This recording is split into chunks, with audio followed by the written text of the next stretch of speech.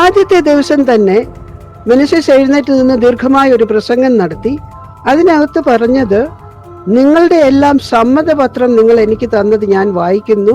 കാരണം അതിനകത്ത് നിങ്ങൾ പറഞ്ഞിട്ടുണ്ട്, നിങ്ങൾ സ്വതന്ത്രമായും സ്വ ഇച്ഛയോടുകൂടിയുമാണ് ഈ സുന്നോദോസിന് വന്നു ചേർന്നിരിക്കുന്നത്. സുറിയാനി സഭയെ റോമുമായി യോജിപ്പിക്കുക എന്നതാണ് ഈ സുന്നോദോസിന്റെ ഉദ്ദേശം. മൂന്നാമതായി പാഷാണ്ഡതകളെ നശിപ്പിക്കുക, പുസ്തകങ്ങളെ ശുദ്ധീകരിക്കുക. നാലും അഞ്ചും നിബന്ധനകളാണ്. ഈ 3 വിവരങ്ങൾ കേട്ടതോടെ ഈ കൂടെ വന്നിരുന്ന 800 സുറിയാനിക്കാർ ഞെട്ടിപ്പോയി. കാരണം അവരെ സമ്മർദ്ദം ചെലുത്തിയാണ് വരുത്തിയത്. കാരണം ഈ എഴുത്തിനകത്ത് കൊച്ചി രാജാവിന്റെ പ്രതിനിധി ഉണ്ടായിരുന്നത് പ്രത്യേകം പറഞ്ഞു, ഒറ്റ കുഞ്ഞും വരാതിരിക്കരുത്, വധശിക്ഷയോ തടങ്കലോ സ്വത്തുക്കൾ കണ്ടുകെട്ടലോ ആയിരിക്കും നിങ്ങളുടെ പ്രതിഫലം അതിന് കിട്ടുന്നത്. അതുകൊണ്ട് ഒരു വരാതിരിക്കുക എന്നുള്ളത് ഒരു ഓപ്ഷൻ ആയിരുന്നില്ല. അപ്പൊ സമ്മതപത്രം വായിച്ച് ജനങ്ങൾ സ്വന്തം ഇച്ഛാശക്തിയോടെ വന്നു എന്ന് പറഞ്ഞപ്പോൾ തന്നെ അവർക്ക് ആശങ്കയായി. രണ്ടാമത് യാതൊരു മിസ്ഇന്റർപ്രിട്ടേഷനും വകയില്ലാതെ സഭയെ റോമുമായി യോജിപ്പിക്കുക എന്നതാണ് ഇതിന്റെ ലക്ഷ്യം. മൂന്നാമത് പാഷാണ്ഡതകളെ നശിപ്പിക്കുക, പുസ്തകങ്ങളെ ശുദ്ധീകരിക്കുക. 4ഉം 5ഉം നിബന്ധനകളായിരുന്നു. അതും ഇന്നസെന്റ് ആയിരുന്നു നമ്മളുടെ ജനങ്ങൾ. അവരോട് ഇത് പറഞ്ഞപ്പോൾ ഇതിന്റെ എത്രമാത്രം പരിക്കനായ കാര്യമാണ് ഇത് രണ്ടും, ഈ നിബന്ധനകൾ രണ്ടും എന്ന് അവർ മനസ്സിലാക്കിയില്ല. നാലാമത്തെ ഈ നിബന്ധനകളിൽ ഒന്ന്, ഇതിലെ നിശ്ചയങ്ങൾ, ഡിഗ്രി, അതായത് കാനോന അല്ലെങ്കിൽ നിശ്ചയങ്ങളിൽ ഒപ്പിടുന്നത് വരെ, അതായത് സുന്നഹോസോസ് തീരുന്നത് വരെ ആരെയും വേദി വിടുന്നതിനോ നഗരത്തിൽ നിന്ന് പുറത്തേക്ക് പോകുന്നതിനോ തങ്ങൾ താമസിക്കുന്ന സ്ഥലത്ത് നിന്ന് പുറത്തേക്ക് പോകുന്നതിനോ വിലക്കുന്ന മുൻകൂർ ഉത്തരവായിരുന്നു. 5ാമത്തേത് സ്വകാര്യ മീറ്റിങ്ങുകൾ നടത്തരുത് എന്നുള്ള മുൻകൂട്ടിയുള്ള ഉത്തരവായിരുന്നു. ഇങ്ങനെ ഈ 2 കാര്യങ്ങൾ ചെയ്തു പോയാൽ അവരെ എക്സ്കമ്മ്യൂണിക്കേറ്റ് ചെയ്യും, സഭയിൽ നിന്നും ഇതരരായി പ്രഖ്യാപിക്കും. യാതൊരു കൂദാശകളും പിന്നെ അനുഭവിക്കാൻ അവർക്ക് അനുവാദമുണ്ടായിരിക്കുന്നതല്ല. അതുകൊണ്ട് നാട്ടുരാജാക്കന്മാരും അവരുടേതായ ചെറിയ ചെറിയ പ്രസംഗങ്ങൾ വായിച്ചു. അവരും നടപടിക്രമങ്ങളും നടത്തിപ്പും അനുസരണവും ആവശ്യപ്പെടുന്ന ഉത്തരവുകൾ അവരുടെ പേരിലും വായിച്ചു. അവരും പറഞ്ഞു, ഇതെല്ലാം അനുസരിക്കാത്തവർ കഠിനമായി ശിക്ഷിക്കപ്പെടുമെന്ന്. ഇതിനുശേഷം ഈ കാര്യങ്ങളെല്ലാം വായിച്ചു തീർന്നതിന് ശേഷം ജനങ്ങളോട് എന്തെങ്കിലും പറയാനുണ്ടോ എന്ന് ചോദിച്ചപ്പോൾ അവര് ഒരു ഷോക്ക്ഡ് സൈലൻസ് ആയിരുന്നു. അവര് തന്നെത്താൻ പറഞ്ഞു, നമ്മൾക്ക് നമ്മുടെ പാത്രിയർക്കീസിനെ ഒരിക്കലും വിട്ടു കളയരുത്. പക്ഷെ അവർക്ക് വായ് തുറക്കാനായിട്ട് ധൈര്യമുണ്ടായില്ല. അവര് നിശബ്ദരായിപ്പോയി, വായടച്ച പോലെ ആയിപ്പോയി. പക്ഷേ ആ സമയത്ത് ധൈര്യമുള്ള ഒരുവൻ, ധനികനും ശക്തനുമായ ഒരാൾ പുറത്തേക്ക്, ഇത് 1ാം ദിവസമാണെന്ന് ഓർക്കണം, അദ്ദേഹം പുറത്തോട്ട് പോയി. 70-ലേറെ ആളുകൾ അയാളോടൊപ്പം പുറത്തോട്ട് ചെന്നു. അവർ പുറത്തു കിടന്നുകൊണ്ട് ഒരു കോലാഹലം ഉണ്ടാക്കി. പള്ളി നിലം പൊത്തുന്നത്, ഇത് 2ാം ദിവസമാകട്ടോ, 2ാം ദിവസമാണ് ഇത് സംഭവിക്കുന്നത്. അത് തിങ്കളാഴ്ചയായിരുന്നു. അപ്പൊ അകത്തിരുന്നവരോർത്തു പള്ളിയുടെ മേൽക്കൂര ഇടിഞ്ഞു വീഴുന്നത് പോലെ, അതുപോലെ ഭയങ്കര ശബ്ദം ഉണ്ടാക്കി. പോർച്ചുഗീസ് രാജാവ് തങ്ങളുടെ അപ്പൊ മെനസീസ് ചെയ്തത് ഒരാളെ പുറത്തോട്ട് വിട്ടു. എന്താ അവിടെ സംഭവം? അയാൾ തിരികെ വന്നിച്ചു പറഞ്ഞു, അങ്ങനെ മാർപ്പാപ്പയുടെ കീഴിൽ ഞങ്ങളെ ആക്കുകയാണെങ്കിൽ ഞങ്ങളെ പോർച്ചുഗീസ് രാജാവിന്റെ സംരക്ഷണയിലേക്കും കൊണ്ടുവരണം. അത് കേട്ടപ്പൻ മെനസീസ് ഇതൊക്കെ ഓരോ നയം, എന്താ കൗടില്യ നയമെന്നല്ലാതെ നമ്മൾ അത്ഭുതപ്പെട്ടു പോകും. മെനസീസ് അടുത്ത വാചകം, എങ്കിൽ അവരെ അകത്തേക്ക് വിളിക്കൂ, ഞാൻ പറഞ്ഞു സമാധാനിപ്പിക്കാം. അപ്പോൾ മെനസീസ് അവരെ അകത്തോട്ട് കയറി വന്നു. അവര് ക്രൗര്യത്തോടെയാ വരുന്നത്. മെനസീസിന്റെ മുമ്പിൽ വന്നപ്പോൾ അദ്ദേഹം പറഞ്ഞു, നിങ്ങളുടെ ആഗ്രഹങ്ങളെല്ലാം ഞാൻ സമ്മതിച്ചു തരാം, തീർച്ചയായും നിങ്ങളെ പോർച്ചുഗൽ രാജാവിന്റെ സംരക്ഷണത്തിലേക്കും ഞാൻ കൊണ്ടുവരാം. അത് തന്നെയല്ല, നിങ്ങൾ പറഞ്ഞ പോലെ നിങ്ങൾ ഇവിടെ കൊച്ചിയിലും മറ്റും കൊടുക്കുന്ന ടാക്സ് പോലും ഇവിടെ കൊടുക്കണ്ട, പോർച്ചുഗീസ് രാജാവിന് കൊടുത്താൽ മതിയെന്ന്, അന്നല്ലേ നിങ്ങളുടെ ആവശ്യം, അത് ഞാൻ നിവർത്തിച്ചു തരാം. ഇത് കേട്ടപ്പോൾ ആളുകൾക്ക് ചിന്താക്കുഴപ്പമായി. ഇത്ര വേഗം ഇത് സമ്മതിച്ചു തന്നോ? ഇങ്ങനെയല്ലല്ലോ ഞങ്ങൾ ഉദ്ദേശിച്ചത്. ഏതായാലും അതുകൊണ്ട് അവരെ അടക്കി. ഇദ്ദേഹത്തിന്റെ പ്രസംഗങ്ങളും അതിനുശേഷം ഉണ്ടായ സംഭവങ്ങളാണ് 7.5 മണിക്കൂർ നീണ്ടു നിന്നത്. ആ സംഭവത്തിൽ 7.5 മണിക്കൂറിൽ ഇദ്ദേഹം ഈ അച്ചടക്കം ആവശ്യപ്പെട്ടു, നിബന്ധനകളെല്ലാം മുൻപിൽ വെച്ചു, യാതൊരു തർക്കവും ഉണ്ടാകരുതെന്ന് നിശ്ചയിച്ചു. അതിനുശേഷം പറഞ്ഞത് എല്ലാവരും എഴുന്നേറ്റ് നിന്ന് മാർപ്പാപ്പായെ സ്വീകരിക്കുന്നതായി സത്യം ചെയ്യുക. അതിനുശേഷം ബാബിലോൺ പാത്രിയർക്കീസ് എന്നാ പറയുന്നത്, അന്ത്യോക്യൻ പാത്രിയർക്കീസ് എന്നല്ല. ബാബിലോൺ പാത്രിയർക്കീസിനെ തള്ളിപ്പറയുക, നെസ്തോറിയ പാഷാണ്ഡതകളെ എല്ലാം തള്ളിപ്പറയുക, മാർപ്പാപ്പായുടെ പ്രതിനിധിയായി ഞാൻ വന്നിരിക്കുന്ന എന്നോട് പൂർണ്ണമായ വിധേയത്വം പ്രഖ്യാപിക്കുക. ഇതെല്ലാം 7.5 മണിക്കൂർ ദീർഘമായ ചടങ്ങിൽ വെച്ച് ജനങ്ങൾ ഇതിനെല്ലാം പിറുപിറുക്കുകയല്ലാതെ ഒരാൾ മറ്റൊരാളോട് സംസാരിക്കുകയോ ശബ്ദം ഉയരുകയോ ചെയ്യുമ്പോൾ പട്ടാളക്കാർ അവരുടെ അടുത്തേക്ക് നീങ്ങി നിൽക്കും. അതോടുകൂടി അവർ ശാന്തമാകും. അങ്ങനെ 7.5 മണിക്കൂർ കൊണ്ട് ആ ഡേ 2 ആദ്യത്തെ ദിവസം ഇൻട്രൊഡക്ടറി പ്രസംഗങ്ങളും നിബന്ധനകളും ഒക്കെ ആയിരുന്നെങ്കിൽ ശരിക്കും നടന്ന സിനോദോസിന്റെ 2ാം ദിവസമായിരുന്നു ഇത്. ഈ പ്രതിജ്ഞാവാചകങ്ങളെല്ലാം ചൊല്ലിക്കഴിഞ്ഞിട്ട് ഓരോരുത്തരായി മെനസിസിന്റെ മുമ്പിൽ വന്ന് കുരിശേൽ കൈമുത്തി, പ്രാർത്ഥനാ പുസ്തകത്തിൽ കൈമുത്തി, ഒറ്റയായും ഓരോരുത്തർ ഒറ്റയായിട്ട് വേണം, അല്ലാതെ കൂട്ടമായിട്ടല്ല, ഓരോരുത്തരായി ഒറ്റയായിട്ട് വന്ന് മെനസിസിന്റെ മോട് ക്ഷമ ചോദിച്ച് ഇതുവരെ മത്സരിച്ച് നിന്നതില് പിന്നെ സത്യമായ കത്തോലിക്ക വിശ്വാസത്തെ ഏറ്റുപറഞ്ഞ് നെസ്തോറിയ വിശ്വാസത്തെയും തിയോഡോറോസിനെയും നെസ്തോറിയോസിനെയും ദിയോഡോറോസിനെയും എല്ലാം ഞങ്ങൾ പുറന്തള്ളുന്നു, ഇങ്ങനെയെല്ലാം സത്യം ചെയ്തത്. ഇതിനാണ് ഈ 70 പേരടങ്ങുന്ന ഒരു സംഘം പുറത്തുപോയി ബഹളം ഉണ്ടാക്കിയത്. അതെല്ലാം അടിച്ചമർത്തി. അതിനുശേഷം 3ാമത്തെ ദിവസം എന്തായിരുന്നു സംഭവിച്ചത്? 3, 4, 5, 6 അടുത്ത ദിവസങ്ങളിൽ ഓരോ വിഷയങ്ങളെ പറഞ്ഞ് ഇതിനെ തിരസ്കരിക്കണം. ഒന്നാമത് സുറിയാനിക്കാരോട് പറഞ്ഞത്, നിങ്ങൾ പത്രോസ് ശ്ലീഹായുടെ കീഴിലാണ്. അപ്പോൾ ജനങ്ങൾക്ക് സംസാരിക്കാനോ അവരുടെ പ്രതിനിധിയായ അർക്കദിയാക്കോന് സംസാരിക്കാനോ ഇടയില്ല. ഇവരുടെ കയ്യിൽ നിന്നും ശേഖരിച്ച വിവരങ്ങൾ നേരത്തെ തയ്യാറാക്കിയതായ കാനോനകളിൽ അല്ലെങ്കിൽ ഡിക്രികളിൽ നിന്നാണ് മെനസിസ് വായിക്കുന്നത്. അപ്പൊ മെനസിസ് തന്നെ പറയുന്നു, നിങ്ങൾ പറയുന്നു മാർത്തോമാ ശ്ലീഹായുടെ വാഴ്വും വഴിപാടും ഉപേക്ഷിക്കാൻ നിങ്ങൾക്ക് സമ്മതമില്ല. മാർത്തോമാ ശ്ലീഹ, ഇവിടെയാണ് ആശയക്കുഴപ്പം. എന്താണ് മാർത്തോമാ ശ്ലീഹായുടെ വാഴ്വും വഴിപാടും എന്ന് ഇവർ വിവക്ഷിക്കുന്നത്?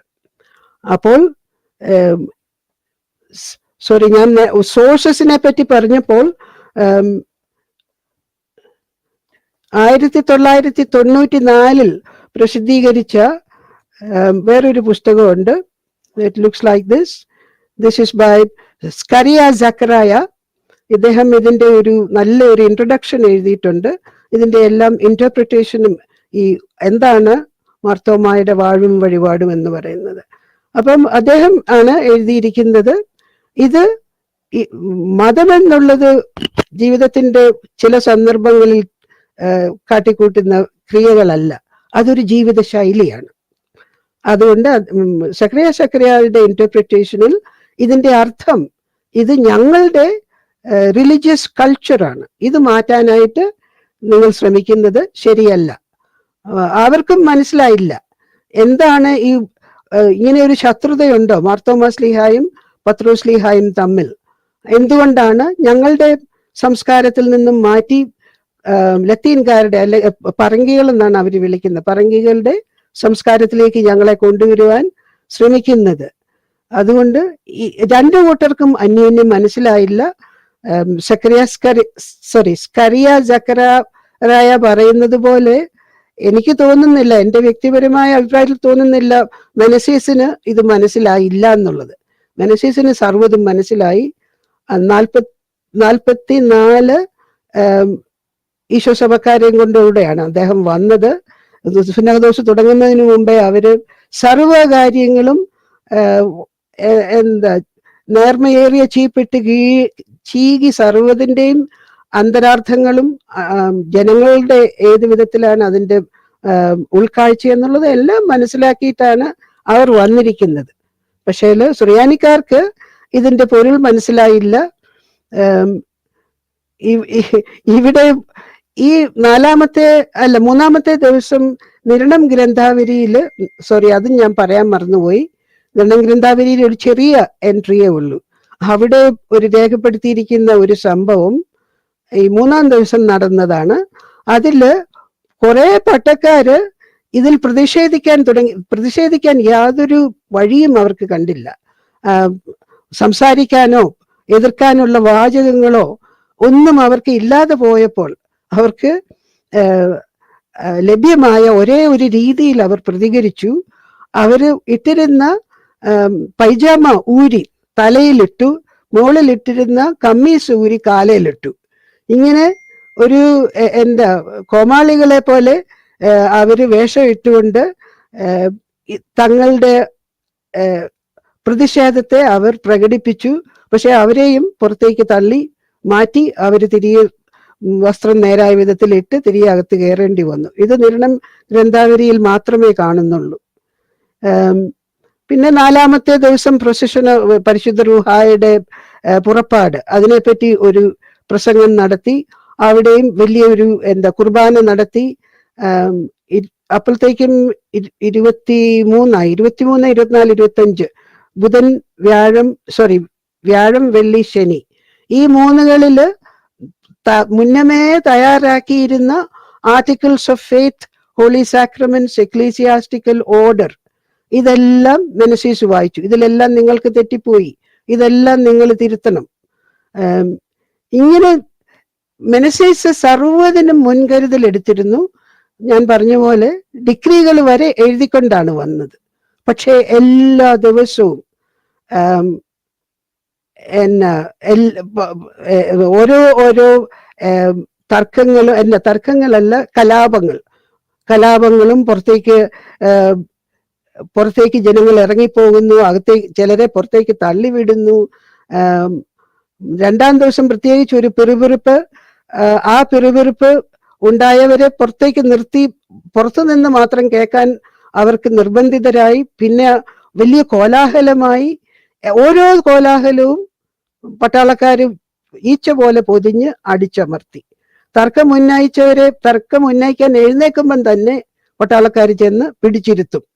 പലരും എഴുന്നേറ്റ് നിന്ന് പ്രതികരിക്കുവാനോ പ്രതിഷേധിക്കുവാനോ ശ്രമിച്ചപ്പോൾ പിടിച്ചു പുറത്താക്കും. മെനസീസിന്റെ മറ്റൊരു തന്ത്രം, ഒരാൾ എഴുന്നേറ്റ് നിന്ന് എന്തെങ്കിലും തർക്കം പറഞ്ഞാൽ മെനസീസ് അയാളോട് പറയും, ഇനി അടുത്ത് വാന്ന് പറഞ്ഞിട്ട് ശാന്തമായിട്ട് പറയും, ഓ നിങ്ങൾ പറയുന്നതെല്ലാം സമ്മതിച്ചു തരാം, ശരിയാ, അതുകൊണ്ട് തിരികെ പോയിരിക്കുക. അവിടെ പോയിരുന്നു കഴിഞ്ഞ് അയാളുടെ കാര്യം, അദ്ദേഹം അവതരിപ്പിച്ച ആ തർക്കം പാടെ മറന്നിരിക്കും. ഇങ്ങനെയായിരുന്നു ഓരോ ദിവസവും നടന്നുകൊണ്ടിരുന്നത്. ആറാം ദിവസം, അതായത് വെള്ളിയാഴ്ചയാണ് ഏറ്റവും സങ്കടകരമായ വിഷയം വന്നത്.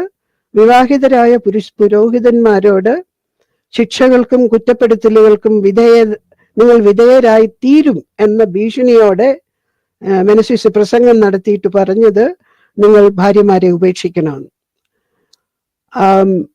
അത് തന്നെയല്ല, ഭാര്യമാരെ നിങ്ങൾ നിർബന്ധിക്കേണ്ടത് പുരോഹിതന്റെ ഭാര്യയാണെന്ന് കാണിക്കുവാൻ അവരെല്ലാവരും കഴുത്തിൽ കുരിശ് ധരിച്ചിരുന്നു.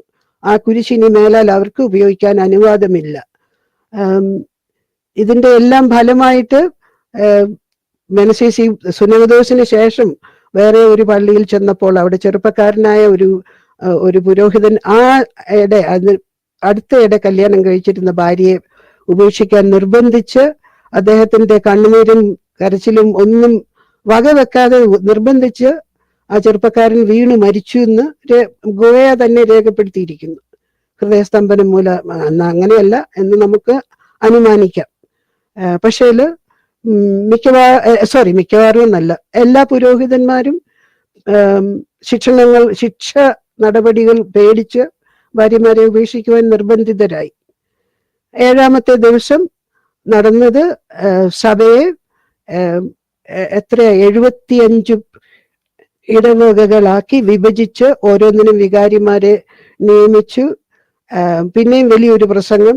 അവിടെ ഇവർക്ക് ധരിക്കുവാനുള്ള ലത്തീൻ രീതിയിലുള്ള പട്ടക്കാരുടെ വസ്ത്രങ്ങള്, പിന്നെ ജെസ്യൂട്ട് പുരോഹിതന്മാരോട് നിർദ്ദേശങ്ങള്, ഈ അച്ഛന്മാരെ എങ്ങനെയാണ് ട്രെയിൻ ചെയ്യേണ്ടത്, അവരോട് കാണിച്ചു കൊടുക്കുന്നു എന്തെല്ലാമാണ് ചെയ്യേണ്ടത്.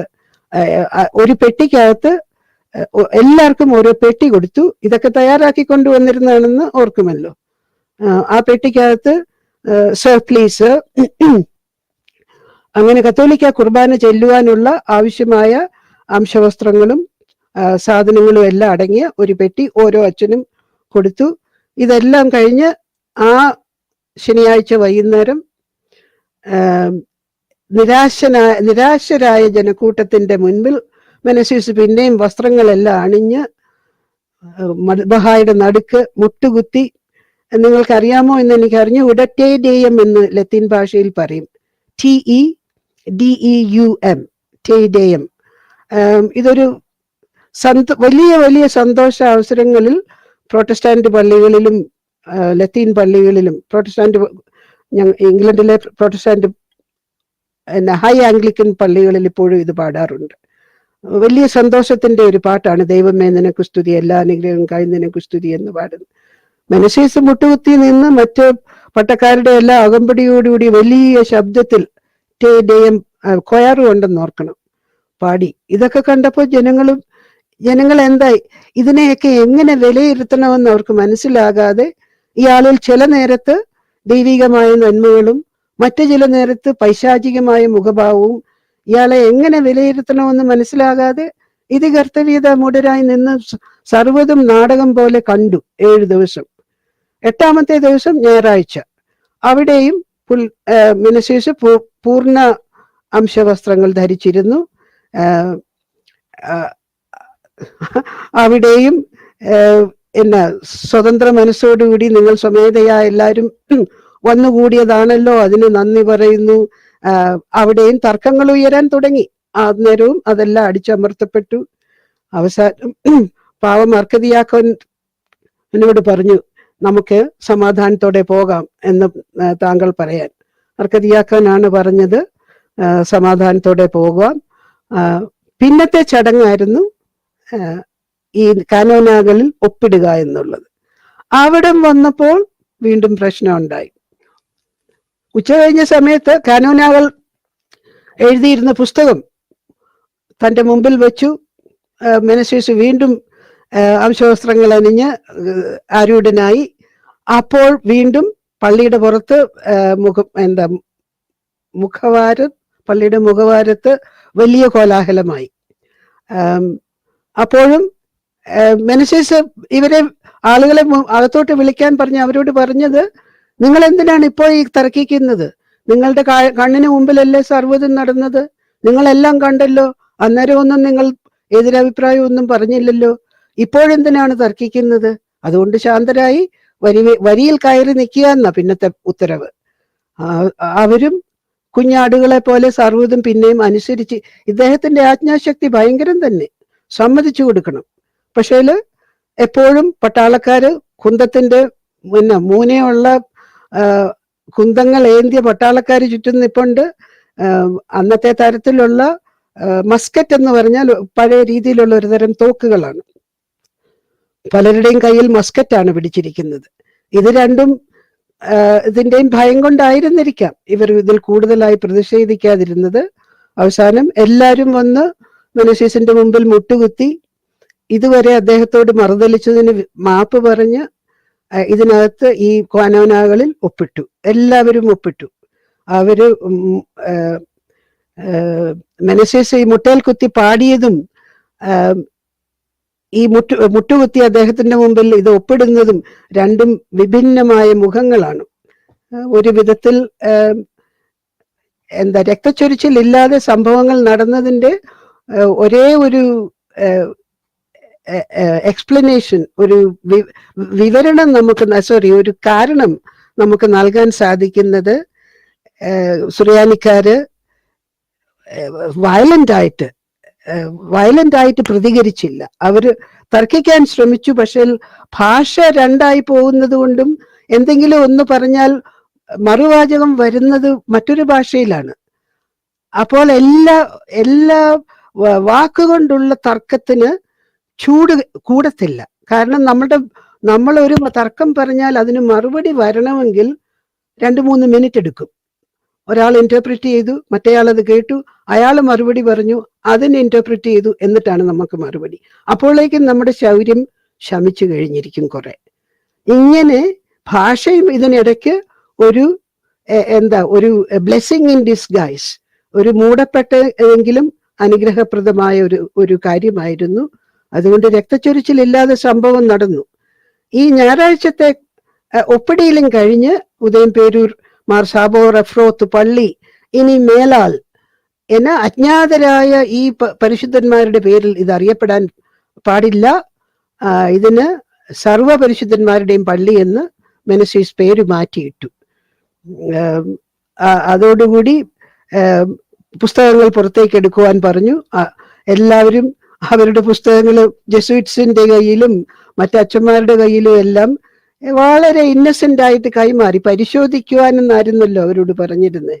പക്ഷെ അവരുടെ കൺമുമ്പിൽ വെച്ച് തന്നെ വളരെ നാമമാത്രമായി, വളരെ കാഷ്വലായി ഇതിനൊന്ന് തുറന്നു നോക്കുക, തീക്കുണ്ണത്തിലേക്ക് ഇടുക, ഇതായിരുന്നു പരിപാടി. പള്ളിയുടെ മുമ്പിലായിരുന്നു ആഴി കൂട്ടിയത്. ആ ആഴി പുസ്തകങ്ങൾ ഈ പോർച്ചുഗീസ് അധികാരികളുടെ കയ്യിലേക്ക് കൊടുത്തു കഴിഞ്ഞപ്പോൾ തന്നെ അവരത് ഒരു കൂന പോലെ കൂട്ടിയിട്ടിരുന്നു എന്നാ പറയുന്നത്. അല്ലാതെ ഓരോരുത്തരും വെവ്വേറെ മാറി നിന്ന് ഇതിനകത്ത് എന്താന്ന് നോക്കുകയായിരുന്നില്ല. അവര് കിട്ടിയത് ചിലര് തുറന്ന് ഇതിനകത്ത് എന്തെന്ന് നോക്കുന്നത് പോലെ ഭാവിച്ചു. പക്ഷെ കുന്നുകൂട്ടിയിരുന്ന പുസ്തകങ്ങൾ അത്രയ്ക്ക് വലിയൊരു കൂനയായിരുന്നു. അതൊന്നൊന്നായി ഈ തീകുണ്ടത്തിലേക്ക് എറിയുകയായിരുന്നു. അതേസമയം മെനസീസിന്റെ ഗായക സംഘം സ്തുതി ഗീതങ്ങൾ ആലപിച്ചുകൊണ്ടിരുന്നു എന്നും ഗുവയ എഴുതിയിട്ടുണ്ട്. അതൊരു വിരോധാഭാസം തന്നെയാണ്. സുറിയാനിക്കാർ ഇത് കണ്ട് കണ്ണുനീർ വാർത്തുകൊണ്ടിരുന്നു. അവർ പല സമയങ്ങളിലും ഹൃദയം പൊട്ടി കരഞ്ഞുകൊണ്ടായിരുന്നു. ഫോർ എക്സാമ്പിൾ, മെനസീസിന്റെ മുമ്പിൽ മുട്ടുകുത്തി പാത്രിയർക്കീസിനെ തള്ളി പറഞ്ഞതും മാർപ്പാപ്പായെ സ്വീകരിച്ചപ്പോഴും ഈ സംഭവങ്ങളുടെ ഇടയ്ക്ക് മുഴുവൻ പലപ്പോഴും പറയുന്നുണ്ട് ജനങ്ങൾ കണ്ണുനീരോടെ ആയിരുന്നിരുന്നു. അതായത് ജനങ്ങൾ എന്ന് പറയുമ്പോൾ നമ്മൾ ഓർക്കണം, 163 അച്ഛന്മാരും 600-ൽ പരം സുറിയാനി പ്രമുഖന്മാരുമായിരുന്നു സംബന്ധിച്ചിരുന്നത്. ഇത്രയും ആയപ്പോഴേക്കും ഒരു പ്രദക്ഷിണത്തിന് ഇറങ്ങണമെന്ന് മെനസീസ് നിശ്ചയിച്ചു. പക്ഷേ അപ്പോൾ ഭയങ്കരമായ മഴ തുടങ്ങി. അപ്പൊ ഈ പ്രദക്ഷിണക്കാരും ക്വയാറും കുരിശും മെഴുകുതിരി കാലും എല്ലാം പിടിച്ചുകൊണ്ട് പള്ളിയുടെ വാതിക്ക് നിൽക്കുക, പുറത്തോട്ട് ഇറങ്ങാൻ ശങ്കിച്ച്. ഈ എന്താ ആ വാക്ക് ഞാൻ വിട്ടുപോകുന്നു. ആജ്ഞാശക്തി, ദാറ്റ് ഈസ് ദ വേർഡ്. ആജ്ഞാശക്തിയുള്ള ഈ മനുഷ്യൻ അന്നേരം പറഞ്ഞത്, മഴ വക വെക്കണ്ട, പുറത്തോട്ട് ഇറങ്ങുക, പ്രദക്ഷിണം നടന്നേ പറ്റൂ. അപ്പോൾ കുരിശും പിടിച്ച് മെഴുകുതിരിക്കാലും കത്തിച്ച മെഴുകുതിരിയായിട്ട് ഇവര് പുറത്തോട്ട് ഇറങ്ങി. അന്ന് ഗുവയ എഴുതിയിരിക്കുന്നു. നമ്മൾക്ക് ഞാൻ പറഞ്ഞ പോലെ ദിക്സാക്ഷിയായതുകൊണ്ട് വേറൊരു വിവരണം ഇല്ലാത്തത് കൊണ്ടും വിശ്വസിച്ചേ പറ്റൂ. ഞാൻ വേറെ ഒരു വിവരണം ഈ കാലഘട്ടത്തിലേത് വായിച്ചിട്ടില്ല. ഫ്രാൻസിസ്കോ റോസ് എന്ന് പറയുന്ന ആർച്ച് ബിഷപ്പിന്റെ പുസ്തകങ്ങൾ മറ്റു കാര്യങ്ങളെ സംബന്ധിക്കുന്നതേ ഉള്ളൂ. പക്ഷേ ഗുവയ എഴുതിയിരിക്കുന്നത് നിമിഷങ്ങൾക്കകം മഴ തോരുകയും ആകാശത്തിൽ സൂര്യൻ പ്രഭയോടെ വീണ്ടും വരികയും മെനസീസിനെ സപ്പോർട്ട് ചെയ്തിരുന്ന, പിന്താങ്ങിയിരുന്ന ജനങ്ങളെല്ലാം ഇതിൽ ആർത്ത് വിളിക്കുകയും ദൈവത്തെ സ്തുതിക്കുകയും മെനസീസ് ദൈവപുരുഷനാണെന്ന് ഏറ്റുപറയുകയും ചെയ്തുകൊണ്ടാണ് പ്രദക്ഷിണം മുമ്പോട്ട് നീങ്ങിയത്. ഏതായാലും അങ്ങനെയായിരുന്നു സംഭവിച്ചതെന്ന് നമുക്ക് ഇപ്പോൾ ലഭ്യമായ രേഖകൾ, സ്രോതസ്സുകൾ വെച്ച് ഇങ്ങനെയായിരുന്നു സുന്നഹദോസ് അവസാനിച്ചത്. കാലം കേവലം 6 മാസക്കാലം 100 വർഷം കൊണ്ട് പോർച്ചുഗീസുകാർക്കും ഫ്രാൻസിസ്കൻ മിഷനറിമാർക്കും ഓഗസ്റ്റീനിയൻ മിഷനറിമാർക്കും കർമ്മലീത്തക്കാർക്കും ചെയ്തെടുക്കാൻ സാധിക്കാഞ്ഞത് ഈ വ്യക്തി 6 മാസം കൊണ്ട് തൻ്റെ ഇരുമ്പ് ദണ്ണുകൊണ്ട് നേടിയെടുത്തു.